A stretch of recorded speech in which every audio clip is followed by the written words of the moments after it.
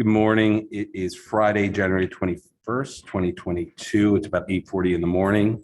We're at a Board of Education Finance Committee meeting right now of the town of Darien. So I'll kick it right off. Just one disclosure, I might have to leave a little early. So if I walk out during public comment, I apologize. I had a scheduled business meeting and the snow day screwed it up, but I will rewatch the video after the fact. So the first agenda item is the review of December 2021-2022 financial report. And Rich, I'll hand it over to you. So the financial report through December projects a year-end positive balance of $339,239. The forecast does assume we will be reimbursed for all items lost during Storm Ida.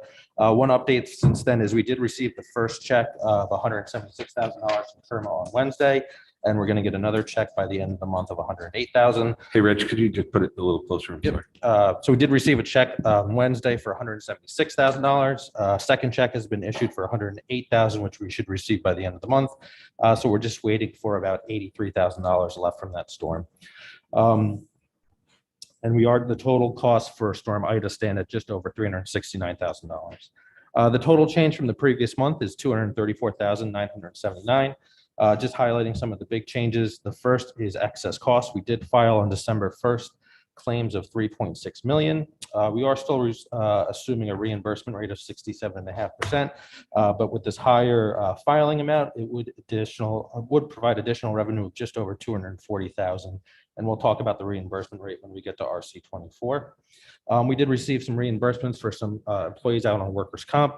That is about $30,000. The revised estimate for the DEI work is $16,000 less than the previous forecast. Special education legal fees are trending under budget by about $15,000. We do have some salary savings from some vacant positions, a high school custodian and an ELP para. Consultants have a favorable balance of $5,000. We have some favorable balances in some high school clubs. Professional development in RC 16 has a favorable balance. Travel in RC 19, a favorable balance of $2,500. Fitch supply is a favorable balance of $2,000. Some clubs and councils at the middle school of $873. Supplies at DSS is slightly less because of some adjustments for about $4,000. ELP tuition is down another $4,700 as we did reclassify another student to special education. We do have some additions to RC 28 COVID, $10,000 for some additional PPEs. As flagged during the budget process, building rentals are expected to be down slightly due to some lower enrollment and use of our buildings by about $6,000. Turnover savings are reduced by about $9,000. Part-time help in facilities is a deficit of $15,000, which we do have a transfer for. Utilities are slightly less at $13,000, and then in RC 28, we did include $34,000 for the new teacher MOU. Highlighting just the general education RCs, they are forecasted at a positive $146,000. Special education RC is a positive $236,000, and that's largely excess cost related. And then the COVID RCs negative $44,000. So just to highlight some of the changes going through the RCs, as I mentioned earlier, custodians are a positive $5,700 due to leave of absence. The Fitch supplies is a positive balance of $1,000. That does mirror what you saw in the fiscal 23 budget. A slight positive balance in clubs and councils at the middle school. The geography B and literary magazine are not running. There are no changes at the elementary RCs. As I mentioned before, RC 12, we are forecasting a deficit of $15,000. We did have to hire 2 temporary employees to cover for 2 employees who are out on workers' comp. So there is a recommended transfer. It's really an accounting adjustment to use the reimbursement for workers' comp to cover those part-time costs, but it does cross object codes. And then building rentals is a negative $5,920. We did get some information from some usage groups that they expect to use our buildings less. And so the spring is typically when we rent our buildings the most. So as we get more information, we'll update that forecast as well. RC 16 consultant shows a positive balance. We will recommend a portion of that money to be used to fund the DEI initiative. Legal fees continue to trend down by about $28,000. Then professional development in RC 16 is a positive balance for $3,000. Moving to curriculum, there is a projected deficit of $40,000 for the recommended DEI consultant. Travel shows a projected surplus of $2,500, and that mirrors the fiscal 23 recommended budget as well. Moving to RC 24, special education legal fees are trending under budget for the first 5 months by about 15,000. Moving to excess costs, as I mentioned earlier, we did file for 3,678,132. If the reimbursement rate is what we budgeted at 67.5, it would mean a reimbursement of 2,482,730, or $240,000 above budget. We did have 6 additional students in the claim than projected, which is why the additional amount. We did include the estimated revenues from the state of Connecticut. Based on the December 1st filing, they are actually showing a reimbursement rate of 81.98%. When asked, they did suggest that they expected to drop after the March submission. One of the reasons they said is for the higher reimbursement rate, districts across the state of Connecticut have seen lower outplacement costs this year, in large part because those students who might have gone to a residential placement are not going to a residential placement still because of COVID.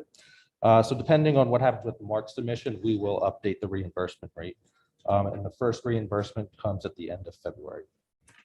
RC 25 fixed, as I mentioned earlier, utilities, heat, and electricity still have a favorable balance. And then workers' comp is forecasted with a positive balance of 34,098, and those are reimbursements for Comm for some employees who have been out on workers' comp, and we are recommending to use that balance as a transfer. And then going to RC 26, we still have salary savings for a teacher aide position in the ELP, and then ELP tuition is a negative balance of 34,000. Again, we did have another student who was reclassified to special education. RC 28 COVID.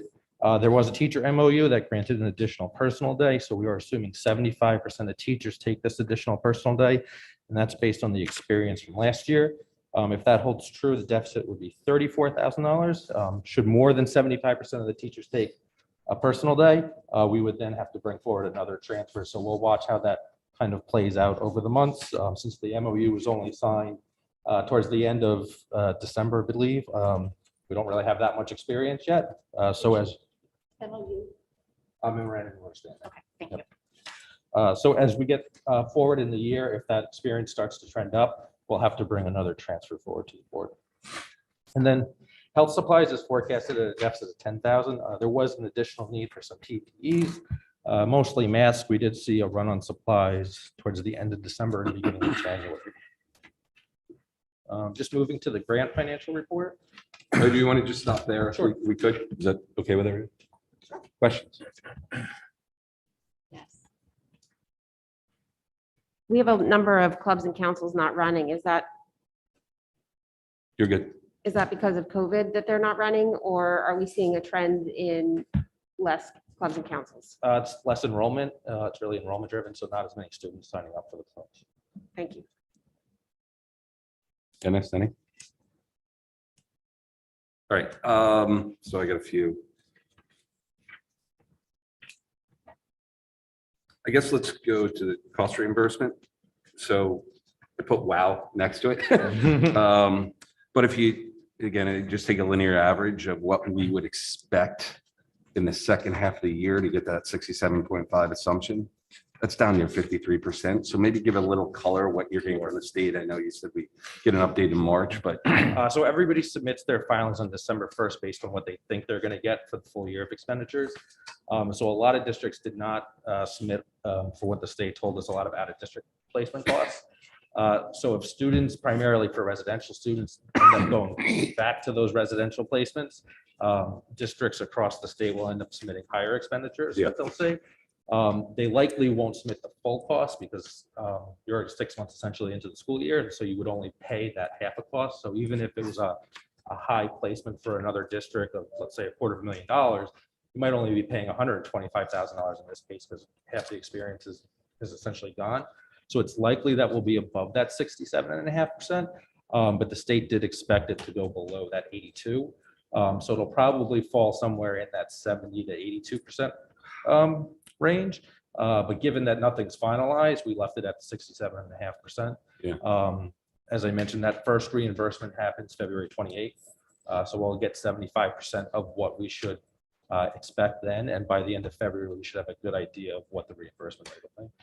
adventures and easy So Rich, budgeting. Rich, Oh, my goodness. did you say by the end of February, you'd have a clear indication of where that rate might go. We'll have a better understanding, Better, but not yeah. a definitive understanding. But it sounds like your estimate is very conservative, meaning, Very conservative. okay, Yes. I might use the word extremely. All right, thank you. Let's go to the MOU grants. So my first question, you outlined it, you're using a 75% assumption of utilization of days. Why not budget for a higher number and ask for a higher transfer on that front? I look at last year and it was a year that we had not had a number of teachers, actually students in the classroom for many, many days. This is a much different year. So, from a finance director standpoint, give me the methodology behind your decision. So part of it is we don't have a full year left to go. So there's a smaller window in which staff can actually take that extra personal day. While everybody's been granted it, even without that extra personal day, teachers don't always take whatever their normal allotment is within the teacher contract. So it's a fair assumption to think that not everybody's going to take 100% of what they're obligated to take. The difference between the 75% and the 100% is about $15,000. I feel it would be a little bit better to kind of hold back on those funds, and then if we do need them, then we can transfer them. If we were to transfer them right away and put all 49 into the RC 28, and let's say something else kind of pops up, then we're looking to maybe potentially transfer money back out of Okay. RC 28 into whatever. Hey, Rich, just to be clear, part of that, there is a cutoff date that we were very clear on, so we don't bump up against end of End of year the school year, graduation. correct. So they can only take that day up till, what's the date? I believe it's the middle of May. Middle of May, and then they can no longer take that day thereafter. So we got a very small window, Yes. or they, I should say they. Correct. So we were also, the negotiations were later this year compared to last year. So again, it's more of a compressed time frame. Okay, and then just the decision to put it in COVID related, I mean, I was part of that negotiations committee, and I don't want to go too far into what we Sure. discussed, but from an Um, accounting standpoint. So anyway.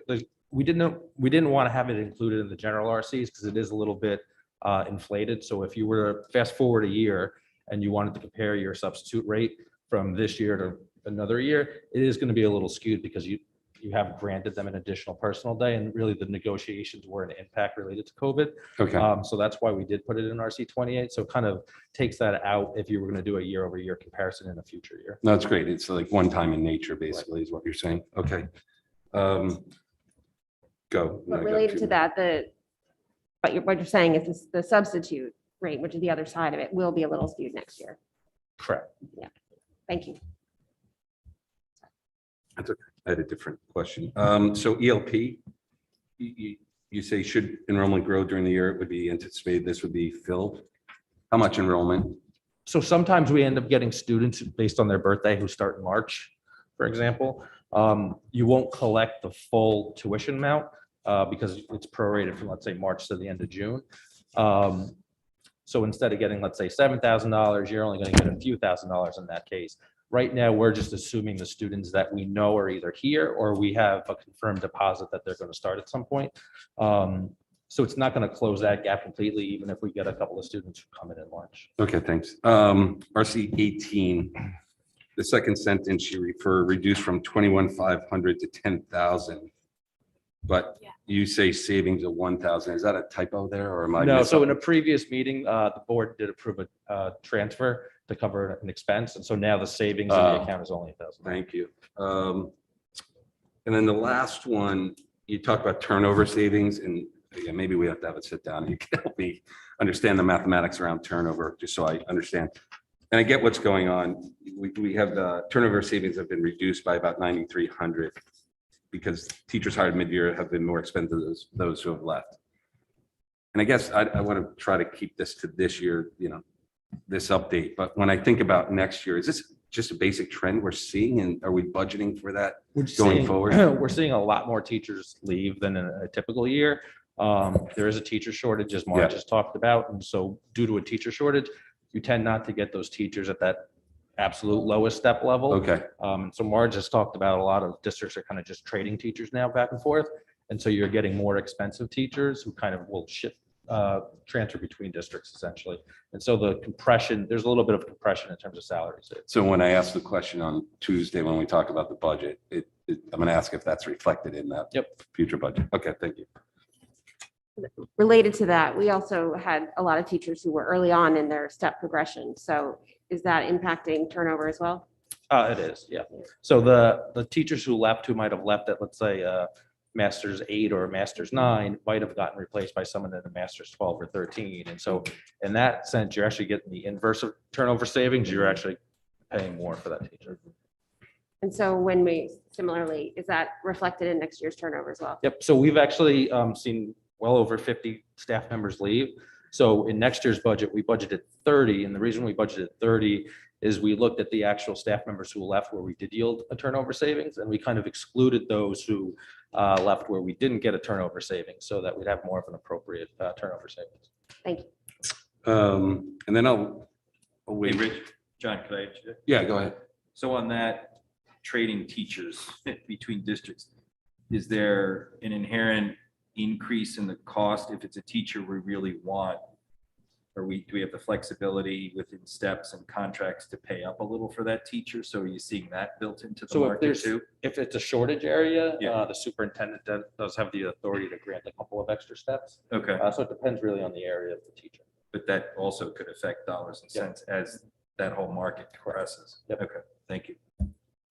Are you seeing them leaving because of money, or is it more that there's openings near where they're living? And It's a just where mixture of the- both. Some are going to Westchester where it is for more money. Yeah, yeah. Some are going because they want to be closer to home.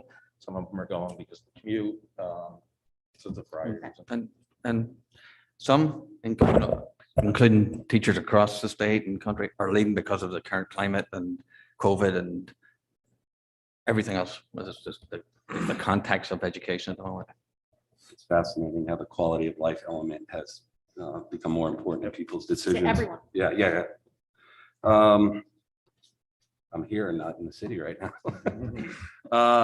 I think I'll wait to ask a question on the transfers for the RC 19. So any other questions along here? All right, Grant. So not any real significant changes to the grant. We did highlight the IDA ARP grant reflects that we intend to use that in fiscal 23 for the additional speech and language pathologist and the psychologist as reflected in the budget. In the ARP ESSER funds, we did reduce the available balance. There were some additional smart boards purchased. And then just moving on to the food service report, we did have a very good November and December, about a 66% improvement. So the P&L does stand a negative 44,665. And then just again, typically food service fund doesn't become cash flow positive until the spring. You kind of have to get out of those initial costs, whether it's pension costs, some health insurance costs, and then just the startup cost for food. Average daily sales have continued to grow. I would expect January to be slightly lower because we do have midterms at the high school. We've had a couple of snow days, and then we did have some low enrollment that first week back from December break from students who were out with COVID. But all in all, we anticipate the fund being a positive $62,000 by the end of the year. Great. So I guess we go to Trent. What question? Is the team grant a new grant or is that some, I haven't seen that before. Which one? The team mentor grant? Sure. So we do typically get it every year. It's something that's declined by the state. So it is intended to reimburse the cost of team, which is like student or teacher mentorship. We have not received anything yet. So right now it's at a 0. It typically does not pay for the whole amount. So in RC 18, you actually see a portion of the budget covering the balance. Anybody else? And move next, but Transfers. next item, we'll talk about transfers. So we do have 4 transfers for consideration and approval.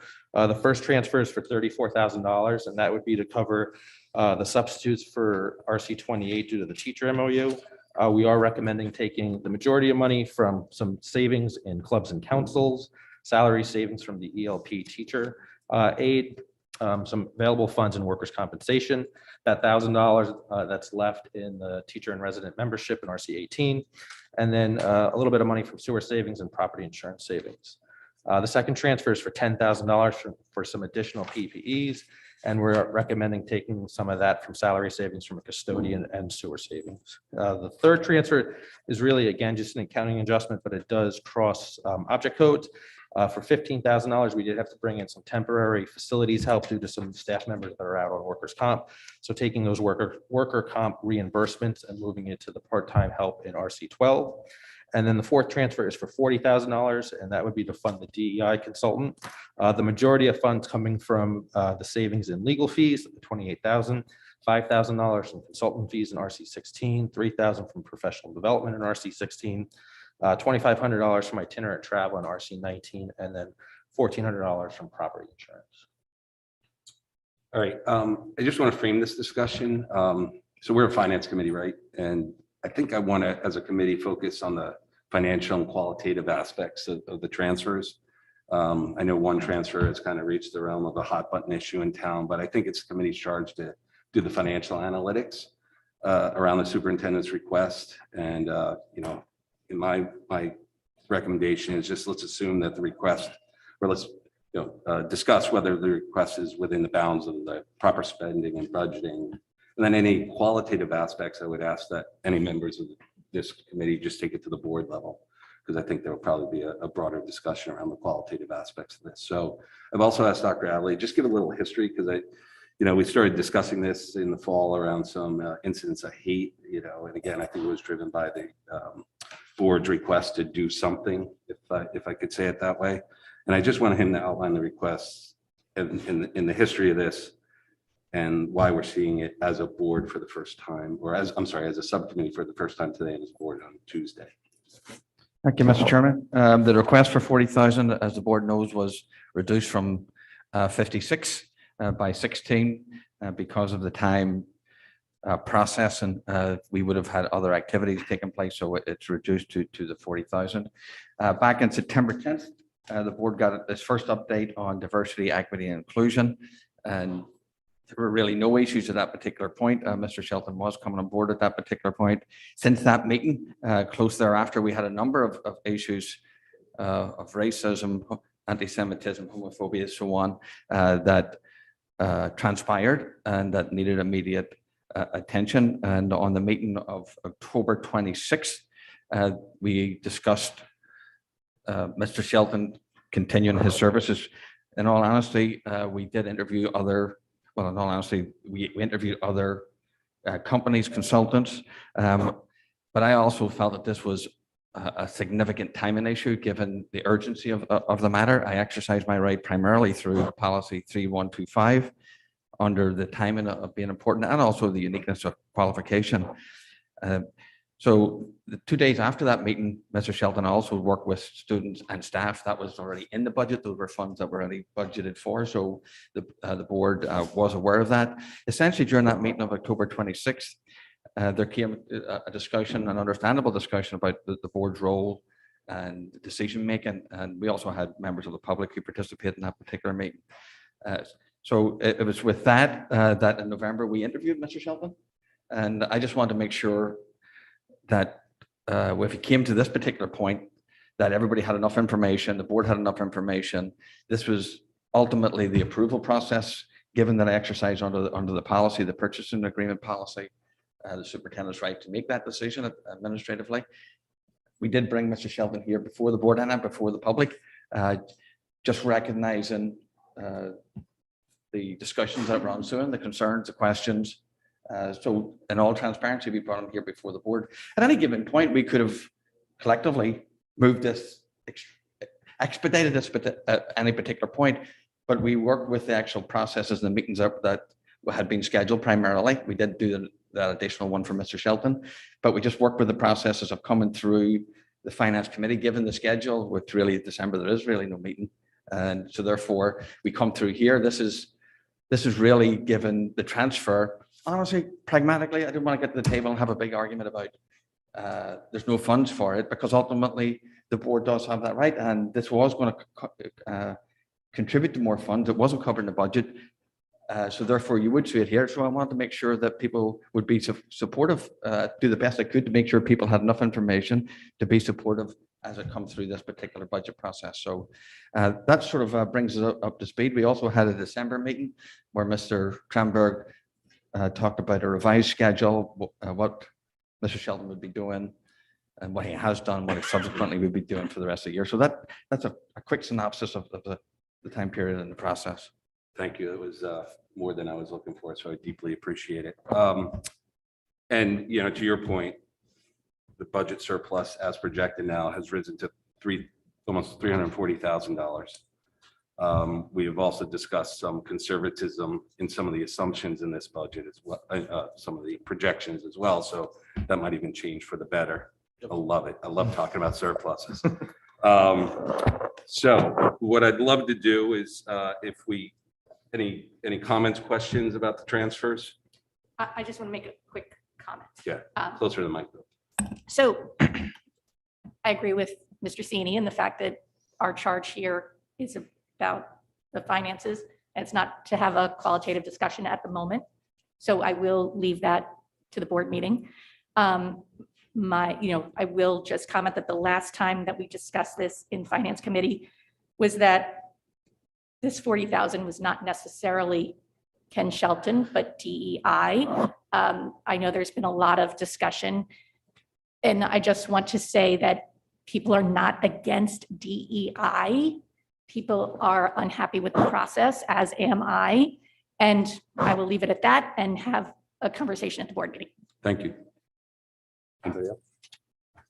Just real quick. Close to the Rich. mic, Duke, okay? Yeah, sorry, thanks. Rich, just real quick on the bottom transfer, $3,000 out of professional development. Just, I hate to see anything going out of professional development because we talk about how much we need and how much we want to do. So we're not cutting, shortchanging anything there. No, it's professional development For actually me. the superintendent. Say that again? It's professional development for the superintendent. Oh, no way then. No way. It's okay. I thought that would go over okay. Thank you, Rich. Is it a time issue? It's actually a state of the COVID situation of things that ordinarily, actually I would attend, have been deferred. Okay, no, thanks for that color, Thank actually. you. So what we do here is we don't vote per se, but I'd love to get a board consensus. Do you want to do each transfer as one, or you just want to make a recommendation?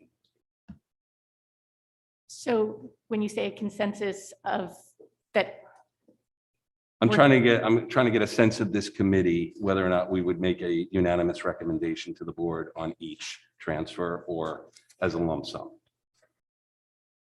okay, So it's a process question first. Would you like me to go transfer by transfer? Let's do that. Okay. Okay, so the first transfer, sorry, I lost my page now. No, that's not the page I was looking for. Yeah, what did happen? Oh, here it is, sorry. Okay, so the first, I had my notes. So the first transfer is to substitutes, the 34,000. Do we have a broad consensus to make a recommendation to the board to? Okay. So I will make a recommendation to the board to execute that transfer. Transfer number 2, health supplies, $10,000.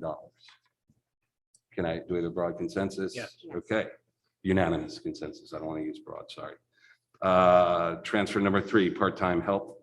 Now, this is an accounting adjustment, so I'm assuming it's, okay. Yes. Right, okay. And then the 4th, again, without taking a vote, but give me some color, please. Is this going to be a unanimous recommendation? If you want to abstain or not give a recommendation, that's perfectly okay, and I'll report that back to the board. I'll abstain at this point. Okay, I think there's an approval with questions to follow Tuesday evening. okay, so we have a broad but not unanimous recommendation. Is that a good way to frame it? Okay, thank you. Let's see, because, I'm sorry, I didn't comment. I'm broad. I'm part of the broad part. So then we're going to talk about the Special Education Reserve Fund, which is held at the town level. It's something we covered during our retreat, but I believe we did not execute with some sort of communication to the Board of Finance in early January. I think Duke and I received an email from Mr. Palin. Sorry, we just got that out. I just remembered we got it. Asking about, what the status was. That will be part of the board packet, I believe, right, Dr. Adley? I circulated it to you. So it's, if I remember the discussion right, Jill was kind enough to kind of go back and look at it, but, we framed it as that's not really our account to control, and we explored the history of it. And it's my I remember is just basically saying there was no pushback from this board or recommendation not to collapse that special education fund into the general fund. And as I understand it, it's not really my place to speak for the Board of Finance, but what they're trying to do is clean up restricted accounts and collapse them into the general fund for a number of different reasons. I'll let Mr. Palin and the Board of Finance explain that if anybody has questions. But Jill, can you just go back to the discussion also that we had? Yes, so I think where the board left it was that we were looking for just confirmation from Tom Mooney that the board didn't, whether or not the board needed to take a role, I think, take a vote. Because I think there was typically there would be written documentation, setting up the account and the purpose of it, but it sounded like it's in a box in the basement and it's fairly onerous to recover. So I think we wanted to hear from Tom about whether or not we needed to be a part of that conversation. I don't know if Tom has confirmed that or not. Yes, he has. He has. Okay, so we just need I to, thought I mentioned that previously that I spoke to Tom, and this, if we wanted the funds, Yeah. we would have to go through the normal appropriation process anyhow. Yeah. So okay, based on the information that I went over with him, and then Okay. again, this goes back well over a decade. yeah, Jen Charnowski was involved in trying to confirm all this. Yes. It's strictly, and I gave back to the Board of Finance, the overall consensus of the board was, we Yes. really have nothing to do with this. If we wanted the money, we would go through an appropriation process anyhow. So yeah, in line with what you're trying to do from an accounting standpoint, the board at that time seemed okay with yes, them collapsing it into the bigger picture. So we wanted to discuss it, highlight it, it's coming to the board, and then we'll make in my opinion, it's like almost like just a conversation. The board is really taking no action. It's really your decision. But we'll make that determination at the board level. So I just want to highlight that. Anything else you have to add, Dr. Adley? No, I just would actually, just for clarification on this particular item, it was going to the board level, is it going to be reported out under the finance committee report out, or is it a separate agenda item? What do you want to do? I mean, I can do the finance committee. You do it within the finance committee. Yeah. Okay. Thank you. And now we leave public comment. Again, my apologies if we have extended public comment. I will have to leave in about 7 minutes. We will start in person.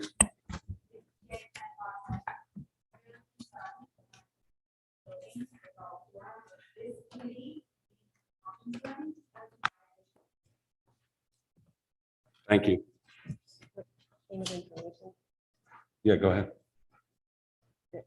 a form of the, I don't know, never mind. Yeah, I don't know. okay.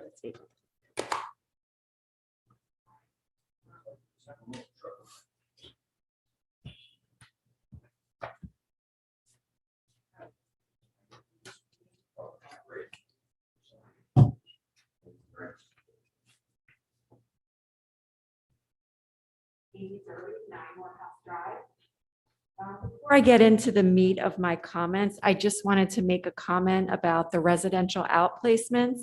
I know a few that have gone directly from a residential school directly to Fitch, whereas prior to Fitch, they would have been more likely to go to a therapeutic day school like Spire. So this obviously not only benefits us financially, but it's also great for the kids to be reunited with their friends. So getting on to the transfer. Ken Shelton has been in our schools for a few months working with both students and staff. I have only heard positive remarks about him. He is already familiar with our schools and we are already familiar with him. It makes sense for him to continue working with us. Actions in our community tell me that we are in desperate need of Mr. Shelton. Take a moment to remember all of the public comments from students, alumni, and parents regarding prejudice and bullying. Remember how you felt listening to the students emotionally tell their stories. Despite these stories, a local anonymous website posted, quote, "Anyone else feel like there has been a sudden explosion of consciousness in this town around issues of racism, white supremacy, classism, bias, homophobia, and prejudice," unquote. A petition linked to the same anonymous website urges parents to sign the petition, which opposes both open choice and Ken Shelton. The fact that someone chose to combine two diversity initiatives into one petition indicates that the petition is really about opposing diversity, period. Ironically, the denial of hate in our town and this petition are even more evidence as to why we need Ken Shelton. Please approve the transfer. Just a point of fact, we don't approve anything just so here. Yeah. Any other comments? Anybody online? Yes. Keep your public comment, please click the participant on the bottom of your Zoom screen. Click the option. You will be identified by name and or number. You will have 3 minutes to speak. Erin Noonan, you are recognized and unmuted. Good morning. My name is Erin Noonan and I live at 5 High School Lane and I have 3 children enrolled in the Darien Public Schools. I'm speaking to you today to urge you to vote in favor of Mr. Shelton on Tuesday night. I have watched the Board of Education meetings, including the one in which Mr. Shelton was interviewed. I have read the petition and the social media posts, and most importantly, I have read the proposal from the administration. I have thoughtfully considered the arguments of those who oppose Mr. Shelton, and here's my take. Some adults are disappointed about the process, as Mrs. Worm reiterated this morning. Some adults are fearful that Mr. Shelton will have influence over grading policies or AP offerings, something that the people in this meeting absolutely know would never happen on your watch. Some adults don't like that he lives out of state, recently labeling him a California consultant. And some adults clearly have ulterior motives. I urge you to think about the students.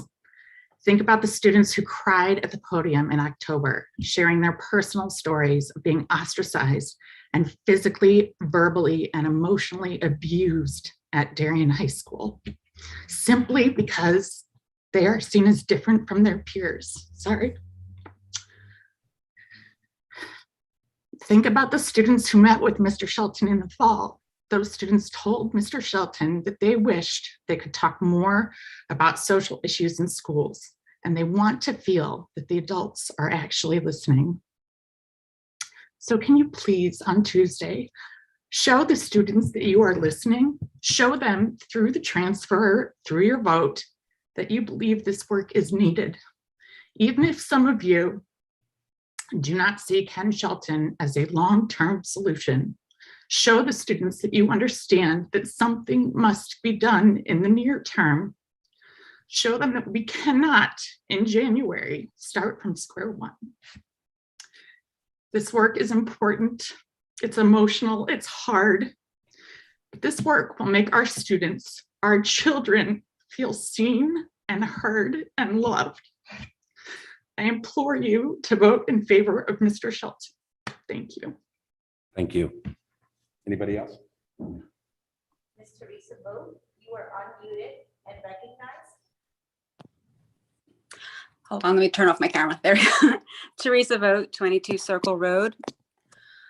When I hear you guys talk about diversity, equity, and inclusion and the process of it, I just want you to remember, diversity, equity, inclusion could be the color of your skin. It could be the religion you may or may not practice at home.